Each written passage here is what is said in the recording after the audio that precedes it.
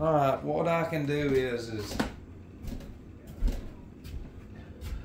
I can't apologize for not doing sort of like a testimony. All right, because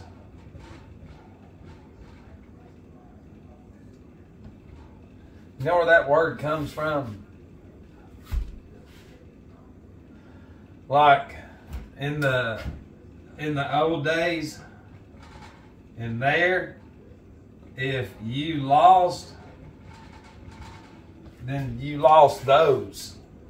That's some real shit. It's crazy. But a life story. Okay, there we go. A life story. That's what they call them in recovery. But, you know, there's so much to it.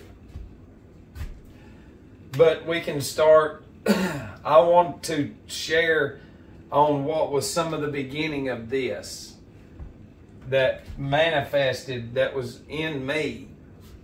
Okay, because first of all, we have to tie in anger management. Okay, when I was in trouble, and the word management, we just did a video. It's so many words with brain. It's crazy. So you gotta, this word really and truly means manage the brain, the anger within the brain, which would be you have to control these emotions within your ego, which is your cerebellum, and you do not know how to make those, you don't know how to send those to the cerebrum in order to judge those thoughts and those emotions. And we don't know how to manage anything because we're in a system designed to where we don't know who we are. But anyways, this is not about that. That's what I'm saying. I can't even talk about real shit no more without going into real shit.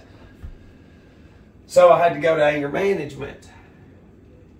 And I had tried, you know, just like some of y'all, to quit drinking on and off.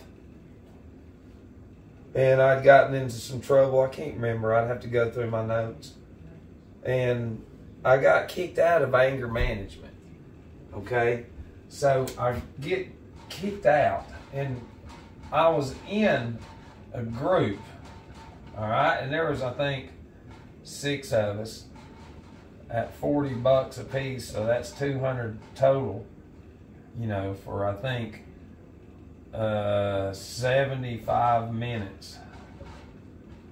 Okay, and then this individual right here works for the court system. All right, he's got a career. He was the head guy over this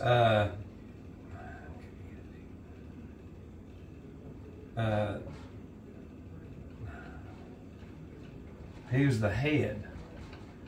So that means, like, when he would go to in different counties, like he would have to go interview people late at night even, and if certain things happened. So, but he doesn't have any experience with this, with alcoholism. All right, and he doesn't have any clue of the anger that comes from this, because it's this. And all these emotions are not even real to begin with. So he's just gone to this, he's gone and got a piece of paper. So now he's got groups in there making money. Okay, well, even then I saw that. And he was always talking about football and stuff, and we all know what that is. And he never played football. And gambling and all this shit. And it's like, and this dude's an anger management guy. So, you know, he struck me as shady from the get-go. So we're sitting in the group and I'm sharing, and he tells me to cool off. And I'm like, this is fucking anger management. This is what you do in anger fucking management. You get it out. Anyways, we had some more words. And see, and I was on probation. All right. Little did I know I had already done enough meetings that I didn't even have to go to that shit no more. Yeah, that's what I do. Is just do them all, do more. It's because you're learning. I was learning shit in there, and I'd forgotten about doing some of them. But I'm like, you're in here, you know, what do you got? 4 of these a day? A day? 5? Anyways, I went off, and I said, we ain't done, because they're all in there just watching the show, and they're like, because they're in there because they have to, because of the courts. Long story short, he tells me to get, he says, get outside. And so I walk outside. And then right when I walk outside, he gets right in my face and goes, I'm going to see you on the front page for murder one day. And I was like, what the fuck is all that about? And he's like, your POs will know about this. And I was like, fuck yeah. And left.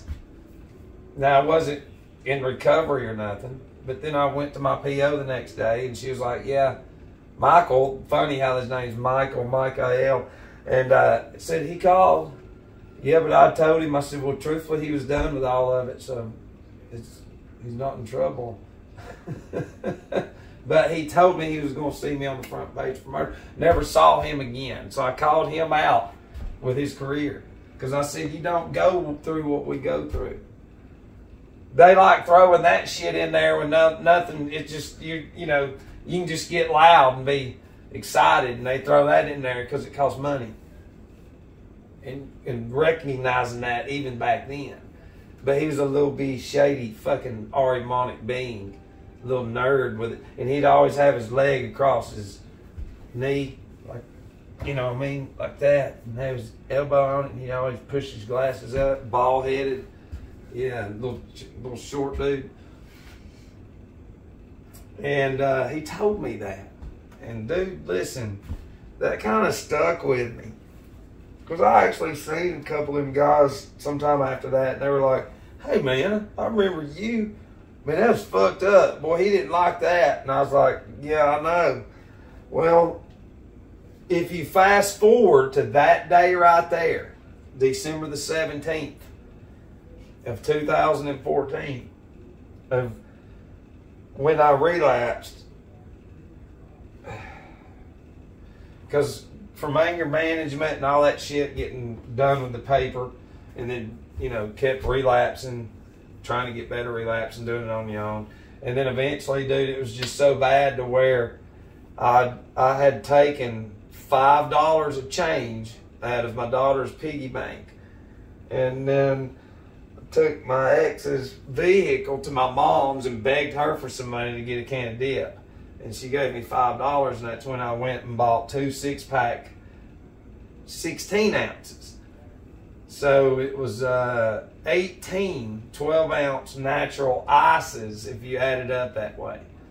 There's a 12-pack. But I was sitting out there, and I just couldn't handle the mental torture. I was about 3 days into drying out with nothing, and I was bad, and it just overcame me, this spirit of finish it,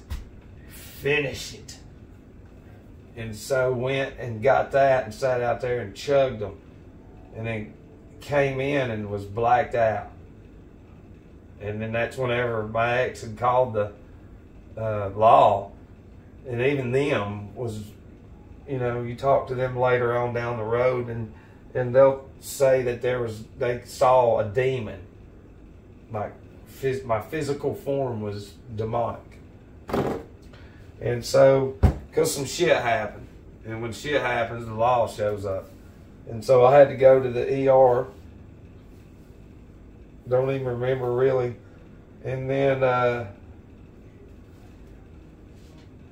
when I came to, there's a lot more, but I ain't getting into all of it right now. So when I came to in the hospital, yeah, so now we're to the hospital from blacking out and having demon face. So now we're in the hospital, and I'm in the hospital bed, and I come to just after chugging all that and blacking out, and like, what the fuck happened? And that dude, this guy, now this had been, I don't know, probably 3 years. And you've heard some of my story before of being programmed by all kinds of badass best friends that are warriors. Fucking badass warriors combined with all that. Well, he was at the foot of the bed in the hospital because there's a certain phone call made. And when those phone calls are made to certain authorities, then them people show up. And they have to evaluate you. And they have to do all kinds of shit. And then figure out, you know, do I send them here or here? Or do I do this? Or this? And whenever I came to, he was sitting at the foot of the bed in the exact same way I already told you, with his foot over his knee and his elbow there, and he's pushing his glasses up. And he goes, "You remember me?" And right when he said that, what's doing this, that was the ignition switch. That was the flame to the ignition that started all this. That right there, that visual of that Ahrimanic and know-it-all being that memorizes everything and doesn't observe shit, nothing at all, with its malice nature of not wanting to help an individual, but to be malice and to be so cunning and so fucking disgusting to say, "Remember me?" And I can't explain this, what happened. Something literally just, it took over. Because the police officer that was there, Bonovan, I knew him from the county jail. And he was the one that goes, I said, "Give me a cigarette." And he goes, "You don't fucking smoke?" And I was like, "Give me a cigarette." Because I knew that they had to let me outside and smoke. And, you know, calm me down, because we get outside and see, this is where really hardcore unseen shit happens. Without the prior connection that me and Bonovan had in the county jail, as him working as a guard, you know, one of the top ones, they all ran it, and then him becoming a deputy or whatever, you know, without that, because see, I was taking the fucking remote from people in the block. You know, they were keeping it from Mexicans and shit, and then I'd go over there and fucking get into it with them, you know, and that's me. That's my nature. I'm like, "Give me the fucking thing," and then I ended up taking it. And then I always put it on Rocky and Rambo. But I'd always take the remote. I controlled it. But there was balance. You know, and one day Bonovan come in there and was like, "Dude, look, you can't," you know, and I was like, "Fuck you too." And I was like, dude, it's good in here. You know, because I mean, there's some hard fucking heads in there, but looking back, we had that block under control. And Bonovan, we created a relationship there. Because he even said in there, he's like, "Dude, get your shit together. You don't belong in here." But I did. It was the journey. And I didn't understand before me seeing him there at the hospital, right after seeing the anger management guy, that the chain of events fixing to happen for literally fucking a decade. You know, so if it wasn't for him coming in there, and because there's more to it, you know, he was like, "Dude, you can't be just keeping the remote," because there was people bitching. It was like, "Man, fuck them too." I said, "I'll take their shit." It's like, but I'm like, is it better or not? Yes. And see, even back then. But anyways, the relationship, you know, that was created within that county jail is what truthfully opened the door up to the cigarette upon seeing this guy that has no idea what he unlocked, that led us outside to where, when I'm talking to Bonovan and I'm saying, "Dude, I've done this 1,000 times, you know," and he was like, "Well, this could be the last." And, you know, without him, there would have not, now there could have been another one, but it would have not had the past, the friendship developed within confinement. you know, that connection that we made. And so, and I said, you know what he wants me to say? And he goes, yeah. He wants you to say you want to harm yourself. Because if you harm yourself and say it, then that way they can, I can't remember what it's called. But then they come in there and strap you down and get real and fucking Thor's in you or whatever else they want to. But hell, when I went in there, I told him, and I said, when I come back, I'm coming for your job. And then I said it, and then he was like, yeah, that's right. So he could write it down and have more of a percentage of being so good at what he does for the numbers. Arimon loves numbers. We love observings. And so I got sent off, and he didn't even fucking tell nobody. We get down to Atlanta, and I had to call my damn wife at the time, and I said, I have no idea where I'm at. And she was crying, and the damn lady that the intake there was fucking just, she's seen it a million times, but even she was like, just something feels weird about you. And because I was nasty looking, but like this lady like let me call her. She wasn't supposed to allow me because they put me in the place that I made fun of. The last place I was at was the one I made fun of. You see how God works? I mean, it was fucking horrible, but it is what it is, you know. And but once we get down there to Atlanta, you know, met some good people in there, but I'd had some experience back home at going to a meeting. But I think I did 6 days down there, and then my mom picked me up, and then we went straight to Downtown Fellowship, and that's when I ran into Mike, my sponsor, black guy, older guy. And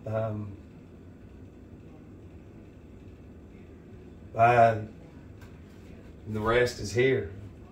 But there's just a lot more, but I wanted to just share that because I've told you, you got to do a hardcore research about your history. You've got to fucking look and see. There's things that has happened in your life that you do not know how to pinpoint.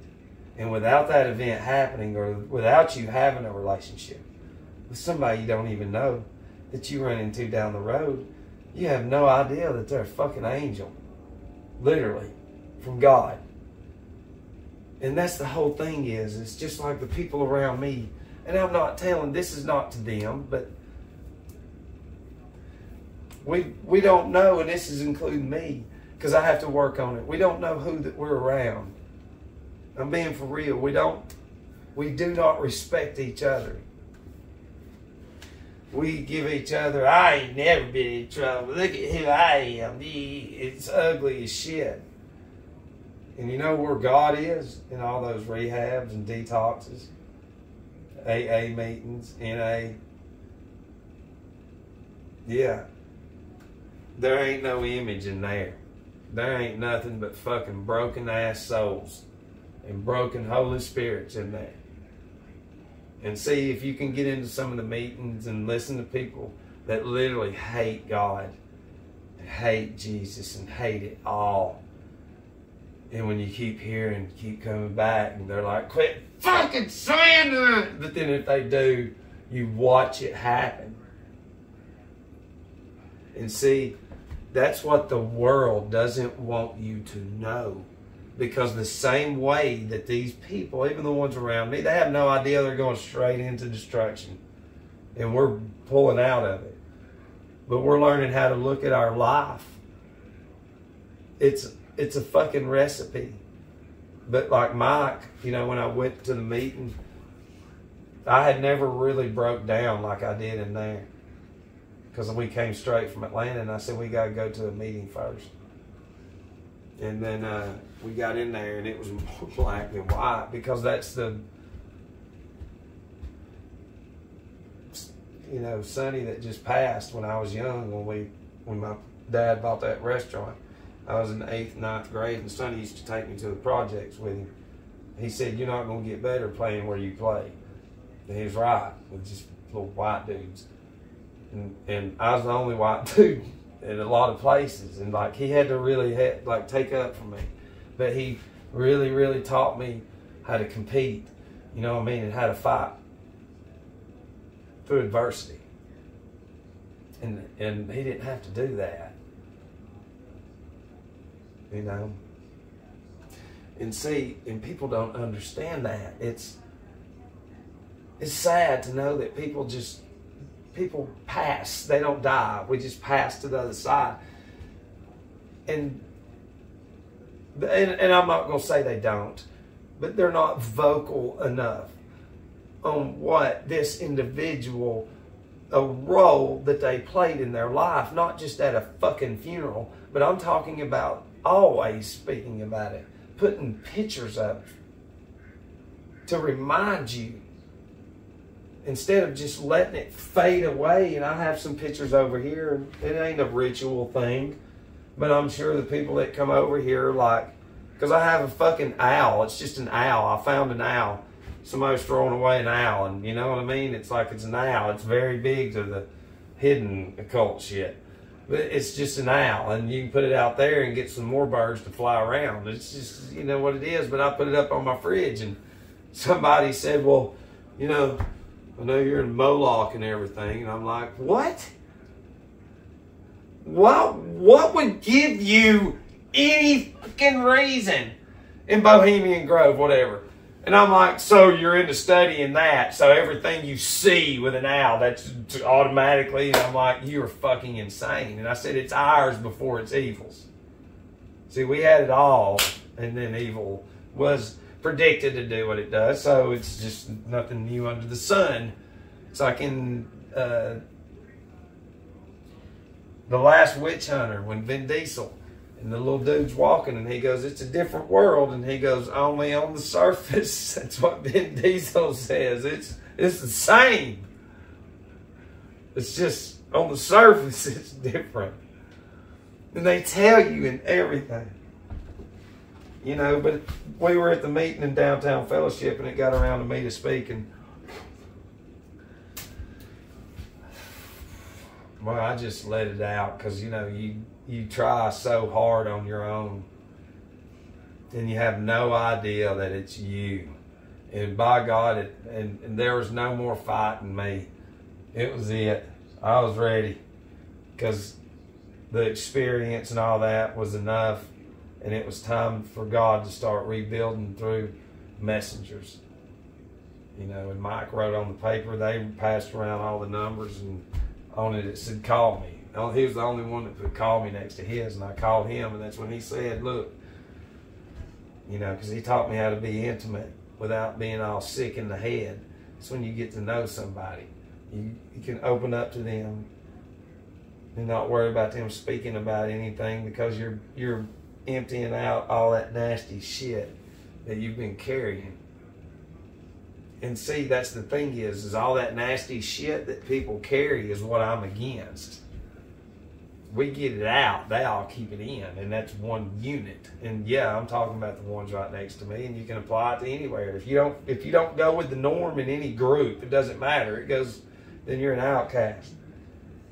But truthfully, the term outcast means this: they're part of the cast, the casting of the fucking black magic through every fucking thing they've ever done. So when you're out of it, you're out of the cast of the spells. And do you not see how they use it? It's such a... They mock the people with it. Because even the cast, the spell of the group, even goes, yeah, they're a fucking outcast. And it's like, yeah. Yes, we are. We're not in it, the Matrix no more. We're over here. We're getting really deep with shit. You know, so it all started with that term, you remember me? And that's what got it going, plus all that other shit. But just that instant of him saying, you remember me. And Bonovan, you know, and Mike, and slowly going to him opening up his house. I mean, he deals with a lot of stuff. So, and then one of the old men in there that everybody hates because he's on fire has got, I don't know, 40 years probably He's always there, buddy. He knows the book front and back. He is a fucking recovery. But he's in the rooms. He's the room recovery. But I love him, and he's a huge part of this, doesn't he? And he said it, and he said, I ain't never seen the fucking program work it the way it's worked in YouTube. And see, it works different for everybody, but the way it worked with me and him, it's how it clicked. You understand? It was meant to be.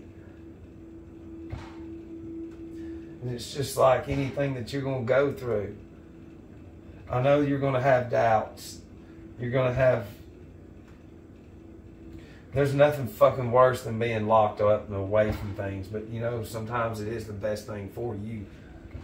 Even if you got to do it on your own and your family hates you. And if you're financially stable enough or have friends and be like, I'm going over here and staying for a while.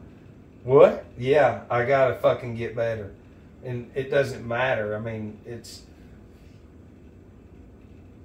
At the end of the day, we've got to get through this day if God gives it to us. And fighting, you know. And this is not me fighting them, that individual. It's fighting what's in them. Because it's not real. They don't want you to have sympathy and empathy and care for each other and love each other and really, you know, work problems out instead of just fucking, it's just blame each other. So, but I've got to get something to eat. But I hope that helps you out a little bit because it's good to talk about some things that I haven't talked about in forever. I love you.